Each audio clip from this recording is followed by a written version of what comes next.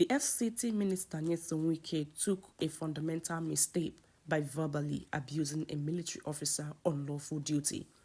In a viral video obtained by our correspondent, Wike engaged in a tense exchange with a military officer at the Gaduwa district of the FCT. The minister was seen accusing the military officer of unlawfully guarding a parcel of land allegedly linked to a former chief of naval staff. Wike, who questioned the military's claim to the property, also called the officer a fool. However, in a statement titled, Minister Wike, Power, Process and the Rule of Law, Chidoka said Wike diminished the Federal Republic of Nigeria by verbally abusing an officer in uniform. He said, and I quote, "Any law enforcement officer in uniform or plainclothes represents the president and the sovereignty of the Nigerian state.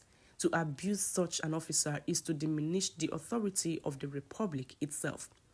Minister Nyesom Wike's decision to personally enforce a directive at a disputed site was a fundamental mistake. In constitutional democracies, power operates through institutions, not imposed. Executive authority must be exercised or adjudicated through the court, ministries, and lawful instruments of state, never through confrontation. No matter how justified a grievance, a minister cannot become an enforcer that violates the very idea of ordered government. In a democracy, ministers act through process, not presence. A formal communication to the Minister of Defense, whose office oversees the armed forces, would have sufficed, not the officers. Sorry about that. If the officers were on illegal duty, the established disciplinary systems would have addressed it. When a minister trades words with a uniformed officer acting under orders, lawful or otherwise, it corrodes discipline and confuses hierarchy.